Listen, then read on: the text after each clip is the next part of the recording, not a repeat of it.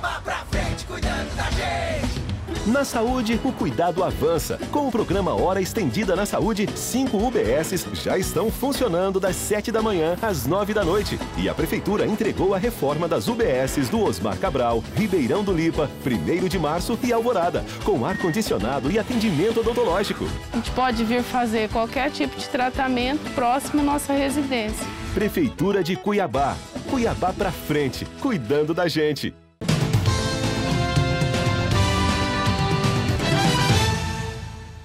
Olá, você consegue imaginar trabalhar aqui em Cuiabá, né, chamado de Cuiabrasa, 8 horas por dia, sem um ar-condicionado? Sabia que esse conforto térmico é garantido por lei às empresas e aos trabalhadores? Sobre esse assunto que nós vamos conversar hoje com a advogada e professora de Direito, Rayane Rossetto Steffen. Rayane, obrigada por ter aceito o nosso convite para esse bate-papo. Vamos lá, onde está, qual é a previsão legal para essa garantia, né, esse direito de conforto térmico? Sim, ele está previsto primeiramente na CLT, no artigo 176 e seguintes, né, que trata sobre esse conforto e segurança e o conforto térmico dos trabalhadores, né. A CLT é um decreto de 1943, e essa regulamentação, ela veio somente em 77, né, com o advento da Lei 6514, que trouxe aí algumas normas que deveriam ser seguidas, né, a partir de então. E com isso a NR 17, que é uma norma regulamentadora, também veio complementar, trazendo aí alguns requisitos para que o empregador possa seguir.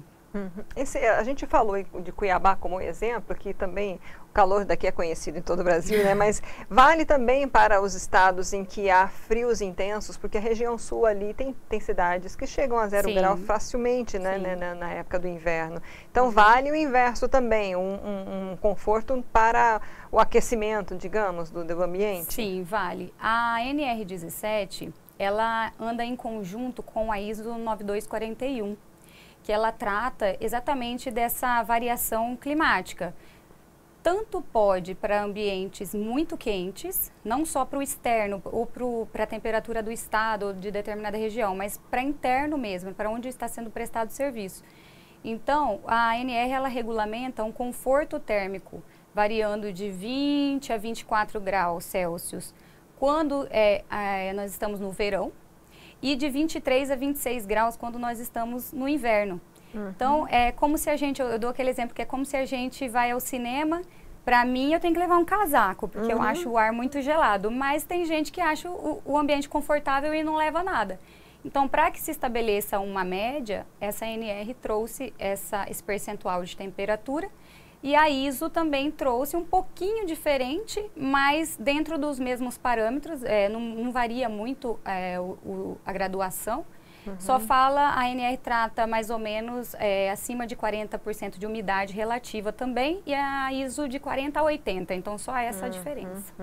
E essa norma vale para qualquer padrão, tamanho de empresa? Porque a gente já pensa nas empresas grandes, mas as pequenas têm que cumprir também? Qualquer tipo de empresa, seja pequeno, médio ou grande porte.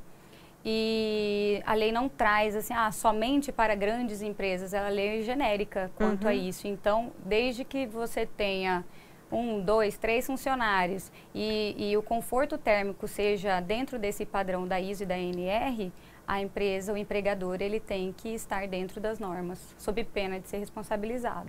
Então já vamos partir para essa, né, essa questão. Quais são as sanções para essas empresas? Como é que é feita a fiscalização para o cumprimento dessa norma? Certo. A fiscalização ela é de competência do Ministério Público do Trabalho e Emprego, né? Que ou por denúncia ou por iniciativa própria vai fiscalizar essas empresas e vai ver se essa temperatura está adequada. A temperatura a gente não pode levar só em consideração aquela temperaturinha que aparece no ar-condicionado. Né? Ela tem vários parâmetros para ensejar essa graduação. Tem que ver até a velocidade do ar dentro do ambiente. Muitas vezes a gente pensa só naquele ambiente que tem um computador, a pessoa senta, está trabalhando, mas a gente tem que pensar que tem muita gente que trabalha dentro de laboratórios, que tem que ser ambientes extremamente frios, frigorífico, Nesses casos que não dá para reduzir a temperatura para 23 graus, que é aquele parâmetro, então o empregador ele teria que fornecer um EPI mais reforçado, uma jaqueta, um jaleco. Então, essa fiscalização ela vem do Ministério Público, né? Isso pode gerar sanção penal, pecuniária, multa pecuniária, desculpa. E também trabalhista, o empregado, quando sair da empresa, pode acionar, dizendo que o ambiente era insalubre, etc. Né? Então, há muitos riscos para o empregador de não seguir essas normas. Que tipos, por exemplo, de problemas de saúde são relatados nas ações por conta dessa questão? Desde fadiga e inquietação, quando está muito quente, a gente fica bem estressado, né? Então, ou fadiga ou inquietação, quando está muito frio, sonolência, baixo desempenho. Quando está friozinho em casa, a gente só quer ficar deitado, né? Então, pode ocasionar também infartos, casos graves, porque a baixa temperatura, dependendo da idade da pessoa e da condição de saúde, né? Então, a gente sabe que isso pode gerar muitas coisas. E há estudos nesse sentido, inclusive, de um pesquisador dos Estados Unidos, e eles dizem, vários na verdade, né? E eles, pesquisando aí um grupo de pessoas, chegaram à conclusão de que aproximadamente 50% das pessoas entrevistadas disseram que quando o ambiente está muito quente, o rendimento cai até 75%. Nossa! E também quando está muito frio, né? Empresas que têm adotado aí essas normas, que têm seguido, que têm feito alguma coisa para melhorar a condição do empregado, também relatam que há aumentos de até 30% da produtividade, entendeu? Então, quer dizer, é também interessante para a empresa promover esse conforto, porque isso daí vai gerar rende mais, né? O empregado trabalha mais confortável, consegue se concentrar melhor. Imagina você trabalhando nós, né, que trabalhamos assim com a mídia, com atendimento ao público, você trabalhar num ambiente quente, você vai ficar irritado, se abanando o tempo todo. Então, não vai render, você não vai conseguir focar o que você tem que fazer. Quando há, por exemplo, quebra desse equipamento e a empresa começa a demorar para consertar, ou situações assim, existe um prazo para se resolver isso? Ou, né, o empregado pode denunciar esse tipo a gente trabalha com prazo da razoabilidade, né? Por exemplo, uma empresa de médio porte, que tem, vamos pensar num telemarketing, que tem ali 200 pessoas trabalhando no mesmo ambiente. Se quebrar seu ar-condicionado, o que é que você vai fazer?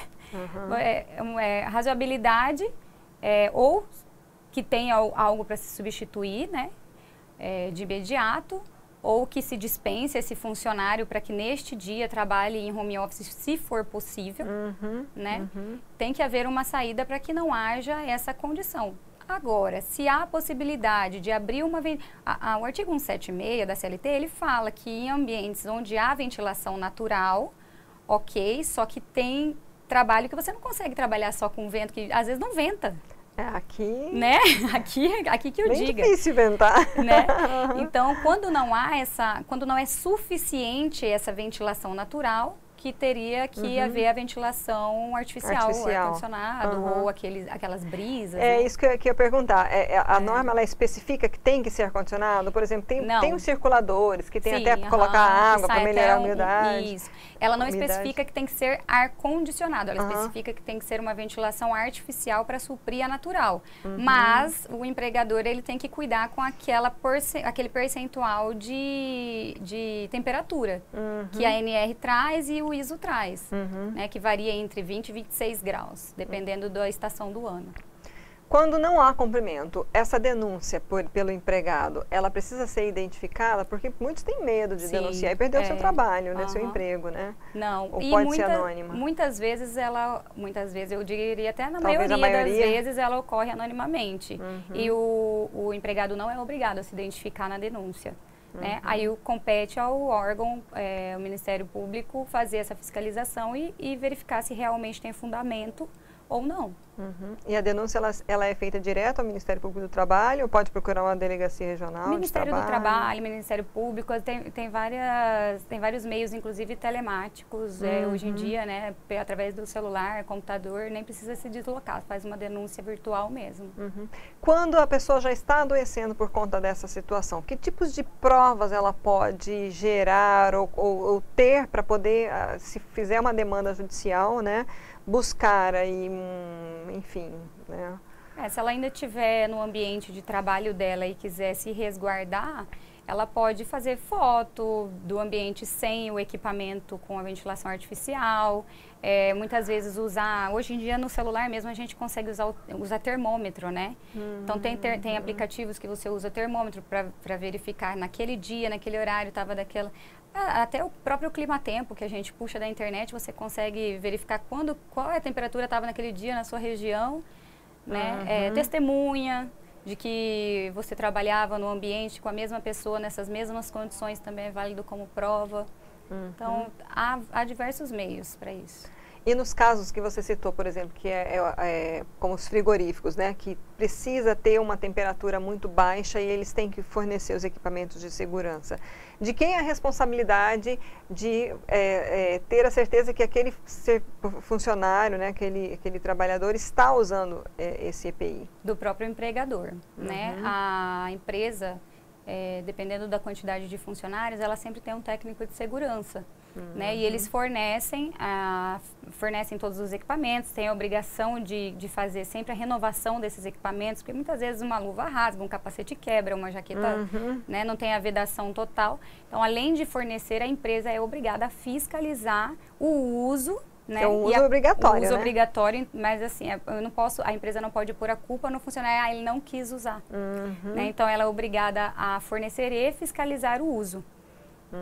E, de tempos em tempos, fazer essa troca do equipamento. Alguma questão que a gente não abordou, que você gostaria de completar para a gente encerrar? Na verdade, só deixar um alerta, né? E assim, essa questão do conforto térmico é uma coisa que é do nosso dia a dia, mas ultimamente ela vem sendo mais abordada por conta, inclusive, da nossa temperatura, que tende a subir nos últimos dias, e a nossa umidade de agora até agosto, setembro é lá abaixo de 10%, 15%.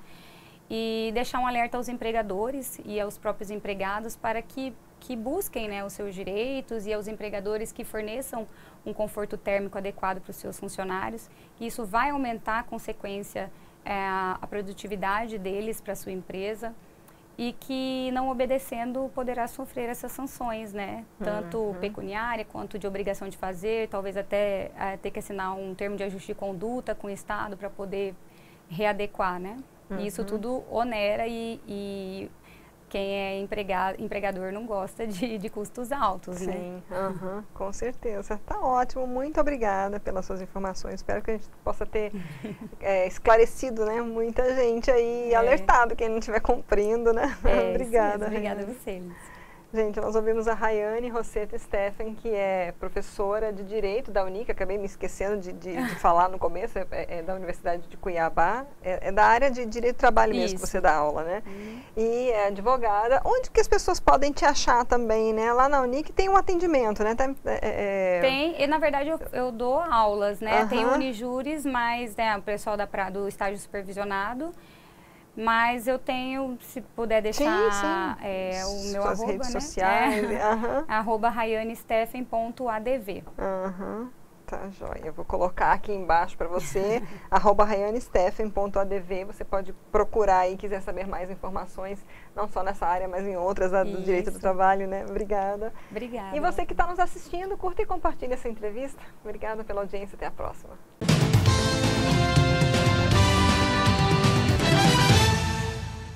Cuiabá pra frente, cuidando da gente.